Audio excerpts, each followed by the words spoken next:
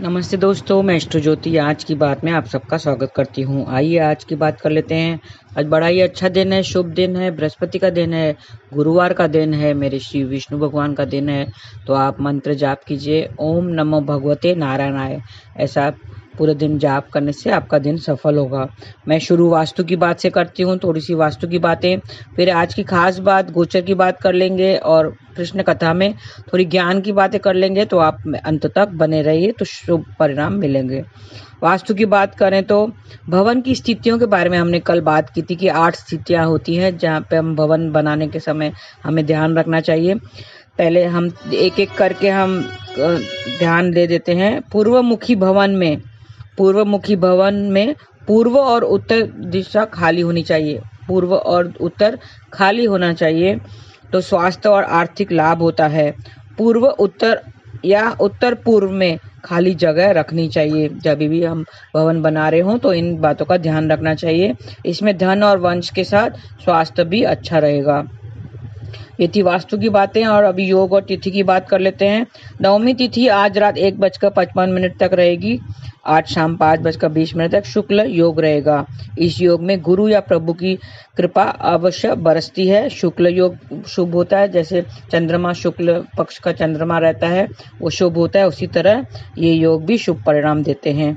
आज देर रात 1:50 तक धनिष्ठा नक्षत्र रहेगा। धनिष्ठा एक अच्छा नक्षत्र है। ये सुख, समृद्धि तथा मान प्रतिष्ठा का सूचक माना जाता है। इसका स्वामी मंगल है और इसका संबंध शमी के पेड़ से माना जाता है। तो शमी के पेड़ की आज उपासना करें और नुकसान नहीं पहुंचाना चाहिए और प्रणाम करें। आज दोपहर 2:33 तक पंचक शुरू हो रहे हैं, ये ध्यान रखें। धनिष्ठा से लेकर रेवती तक के नक्षत्र को पंचक नक्षत्र कहते हैं। ये 5 नक्षत्र हैं और पंचक 5 दिन के होते हैं। तो आज पहला नक्षत्र है। इस पंचक के श्रेणी में धनिष्ठा पहला नक्षत्र है। पंचक के दौरान घर में लकड़ी का काम नहीं करना चाहिए, वर्जित है। लकड़ी इकट्ठा करना, लकड़ी का काम करना, बिस्तर बनाना, चारपाई बनाना, छत बनाना, लकड़ी का कोई भी काम नहीं करना चाहिए। इसके अशुभ परिणाम होते हैं। पंचक के दौरान घर में लकड़ी का काम नहीं करना चाहिए। और 6 मई के शाम 5:45 तक पंचक का ध्यान रखें। 6 मई तक आपको लकड़ी का काम नहीं करना चाहिए। और आज की खास बात है कि 1 मई से कल मैंने अपने वीडियो में बताया था कि दोपहर 1:01 तक गुरु वृष राशि में प्रवेश कर चुके हैं। कल के तारीख में 1 मई को दोपहर 1:01 पर गुरु वृष राशि में प्रवेश कर चुके हैं। गुरु एक पुरुष ग्रह है। इसकी दिशा उत्तर पूर्व है। इसका रंग पीला है और आकाश तत्व से इसका संबंध है। गुरु एक ब्लेसिंग्स है, वो जिस कुंडली में जहाँ भी देखता है उसके 100 अवगुणों को माफ कर देता है, ऐसा कहा जाता है। संतान, विद्या, घर और स्वास्थ्य विषयों पर विचार किया जाता है। गुरु के कुंडली में अगर हमें इन विषयों में अगर चर्चा करनी होती है, संतान, विद्या, घर और स्वास्थ्य, इन विषयों में अगर विचार करना हो तो हम गुरु की स्थिति देखते हैं, गुरु किस भाव में बैठा हुआ है। और गुरु जहाँ बैठता है उस स्थान की हानि करता है। गुरु जहाँ बैठा हुआ है जन्म कुंडली में उस भाव की कारक तत्व के नष्ट कर देता है। और जहाँ देखता है उसकी वृद्धि करता है, उस स्थान की वृद्धि करता है। इसके लिए मल्टीप्लिसिटी का कारक माना जाता है। जहाँ वो देखता है उसके सब गुणों को मल्टीप्लाई कर देता है। जहाँ दिखता है उस स्थान की वृद्धि करता है। तो राशियों को जरूर इफेक्ट पड़ेगा, क्योंकि वो ब्लेसिंग्स भी माना जाता है। तो जहाँ जहाँ गुरु का स्थान जहाँ जिस भाव में आया है उसको जरूर इफेक्ट पड़ेगा। थोड़ा सा चेंज ऑफ एनर्जीज होंगी, तो ध्यान रखें और उपाय करते रहिए। पीले रंग से कनेक्ट करिए। खास करके गुरुवार के दिन पे आप केले का दान कीजिए। अगर शुभ स्थिति में नहीं बैठा हुआ है तो केले का दान कीजिए। और येलो कपड़े पहनिए उस दिन। येलो एक छोटा सा रूमाल अपने जेब में रख सकते हैं। गुरु की ब्लेसिंग्स के हिसाब से आप एक रूमाल अपने जेब में रखिए। और केले के वृक्ष में भी जल डालना शुभ होता है, तो इससे आप ये कीजिए। और गुरु मंदिर और गाय की सेवा करते रहिए। गुरु के ब्लेसिंग्स पाने के लिए गुरु मंदिर और गाय की सेवा करते रहिए। आइए थोड़ा विस्तार में हम गुरु के बारे में जान लेते हैं कि गुरु क्या है।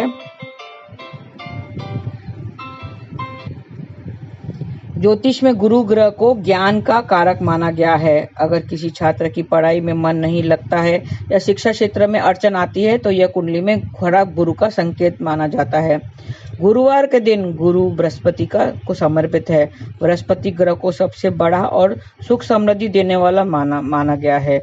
यदि आपकी कुंडली में गुरु कमजोर स्थिति में है तो उसे मजबूत करने के लिए कुछ आसान से उपाय करना लाभकारी रहता है। गुरु एक ब्लेसिंग्स माने जाते हैं। गुरु अगर जिस पे दृष्टि डालता है तो उसके 100 अवगुणों को माफ कर देता है। इन उपायों को यदि गुरुवार के दिन किया जाए तो ज्यादा फायदा मिलता है। आइए हम थोड़े से उपाय जान लेते हैं। अगर कमजोर है, जातक के कुंडली में अगर कमजोर स्थिति पे है तो गुरु के उपाय करने चाहिए। ज्योतिष में गुरु ग्रह को ज्ञान का कारक माना गया है। उसकी पढ़ाई वगैरह कमजोर है तो गुरु के उपाय जरूर करने चाहिए। गुरु को भाग्य से जोड़कर भी देखा जाता है। कुंडली में गुरु की खराब स्थिति होने पर किसी काम में अपना भाग्य का साथ नहीं मिलता है। हम बोलते हैं ना, मेरे भाग्य की किस्मत खराब है, भाग्य साथ नहीं दे रहा है, तो उसमें गुरु का खराब स्थिति में होना ऐसे समझना चाहिए। किसी व्यक्ति को धन की हानि, जरूरी कामों में रुकावट आना, विवाह में अड़चन आना, कार्य सफल नहीं होना, ये सब भी खराब गुरु के ओर संकेत करता है। पेट संबंधित शारीरिक समस्याएं जैसे कब्ज, गैस, अपच भी कमजोर गुरु की ओर इशारा करता है। इसके साथ ही गुरु की स्थिति कमजोर होने पर आंख, गला, कान, सांस और फेफड़े से संबंधित परेशानियों को झेलना पड़ता है। कौन से हैं? आंख, गला, कान, सांस और फेफड़ों से संबंधित बीमारियां झेलनी पड़ती है। गुरु को मजबूत करने के उपाय आप नोट कर लें। यदि आप कैरियर में सफलता चाहते हैं तो आपको गुरुवार को गुरु ग्रह से जुड़ी पीली वस्तुओं का दान करना चाहिए, जैसे सोना, हल्दी, चना, पीले फल आदि का दान करना चाहिए। इससे फायदा होगा। इस दिन धार्मिक या पढ़ाई की पुस्तकें भी दान करने भी उत्तम रहता है। ऐसा करने से बृहस्पति देव प्रसन्न होते हैं और बच्चों की शिक्षा में आ रही बाधाएं दूर होती हैं। भगवान विष्णु और माता लक्ष्मी संपन्नता का प्रतीक है। अंत गुरुवार के दिन विष्णु भगवान और मां लक्ष्मी की पूजा करें। संभव हो तो बृहस्पतिवार की कथा पढ़ें और सुने। ऐसा करने से दाम्पत्य जीवन सुखमय होता है और सुख समृद्धि बनी रहती है। गुरुवार के दिन पानी में हल्दी डालकर नहाने से भगवान बृहस्पति का आशीर्वाद प्राप्त होता है। इसके साथ ही गुरुवार के दिन केले के पेड़ की पूजा भी करनी चाहिए और दीपक जलाना चाहिए। इससे ये बहुत लाभकारी माना गया है। इस दिन भगवान विष्णु को पीले चंदन या केसर का तिलक लगाकर पूजा करें और स्वयं भी तिलक लगाएं। यदि केसर ना हो तो हल्दी का तिलक भी लगा सकते हैं। इस उपाय को निरंतर करने से आपके धन में लगातार वृद्धि होगी और आपके पास कभी धन की कमी नहीं रहेगी। यदि पति पत्नी के बीच में मनमुटाव चल रहा है, आए दिन झगड़े होते रहते हैं, तो आप इस दिन बृहस्पति देव या विष्णु भगवान की तस्वीर को पीले रंग के कपड़े पर विराजित करने, पीले चंदन और पीले पुष्पों से पूजा करें तो लाभ होगा। बृहस्पति के दिन केले के वृक्ष की पूजा के बाद भगवान सत्यनारायण की या बृहस्पतिवार की कथा सुनना बहुत अच्छा माना गया है। इसके साथ ही इन दिन पीले रंग के कपड़े पहनने से सेहत में सुधार होती है। तो किसकी सेहत खराब है तो खाली पीले रंग के कपड़े पहने या पीला, एक मैंने बताया था, रुमाल अपने साथ रखें, पीली चीजें अपने साथ रखें तो उससे भी लाभ होता है। तो ये थी थोड़े से उपाय। अगर आपके कुंडली में गुरु अच्छा नहीं बैठा हुआ है, बुरा परिणाम दे रहा है, राहु केतु से कनेक्टेड है। गुरु बुरा कब होता है? जब राहु केतु से कनेक्ट हो जाता है तो बुरा परिणाम देता है। तो आप थोड़ा सा ध्यान दीजिए। ये थी गोचर की बातें। आइए कृष्ण कथा में हम ज्ञान की बातें कर लेते हैं। आपने देखा होगा कि बड़े बड़े ऑफिसर क्या करते हैं, उनकी आदत होती है बार बार हाथ धोते हैं। कुछ भी करते हैं वे हाथ धोते हैं, ऐसे ये आदतें होती है उनकी। इंसान की एक ये बहुत बड़ी अच्छी आदत है कि कुछ खाने से पहले, खास करके कुछ खाने से पहले हैंड वॉश कर लें, या कुछ करने से पहले हैंड वॉश कर लें, तो करने के बाद भी हैंड वॉश कर लें, खाने के बाद भी हैंड वॉश कर लेते हैं। हाथ धोना ये कोरोना से हमने सीखा है, ये कोरोना ने हमें सीख दी है कि कुछ भी करने से पहले हाथ धोना चाहिए। और हमने सैनिटाइजर का खूब उपयोग किया था, हैंड वॉश का खूब उपयोग किया था। कोरोना से हमारी आदतें बदली। कुछ भी हो, साफ सफाई हमने रखी, साफ सफाई भी करते हैं तो हैंड वॉश करते हैं। लेकिन कई लोग ऐसे होते हैं, कई लोग में बुरी आदतें होती है कि वहीं जाले उतारते हैं और वहीं खाते रहते हैं। ऐसे भी लोग होते हैं कि जाले उतारते उतारते खाते रहना। लेकिन लेकिन खाते समय जाले तो ठीक है, एक चीज और सामने आई है कि दीवारों के तो बहुत जाले उतारे आपने, लेकिन मन के जालों का क्या? वो भी तो उतारने चाहिए। ये जो कथा नाम जाप करते हैं उसे मन के जाले अवश्य ही उतरेंगे। हाँ, जाल क्या? जाले मतलब माया का जाल, कलयुग का जाल, ये सब जाले पड़े हुए हैं, उन्हें भी उतारना बहुत जरूरी है। कलयुग केवल नाम आधारा, ऐसा श्री कृष्ण ने कहा है कि कलयुग में सिर्फ नाम ही लेने से सारे हमारे जो पाप कर्म है सब धुल जाएंगे, सब जाले निकल जाएंगे। तो नाम जाप करते रहिए तो मन के जाले सब उतर जाएंगे। कहते हैं कि माला और भाला दोनों उठाना चाहिए। आप कहेंगे कि भाला क्यों? भाला मतलब जो लड़ाई में, युद्ध में जो काम आता है, भाला अपने आप को रक्षा करने के लिए काम आता है, वो नहीं। यहाँ पे भाला मतलब अपने कर्तव्य, अपनी जिम्मेदारियां लेकर चलना चाहिए।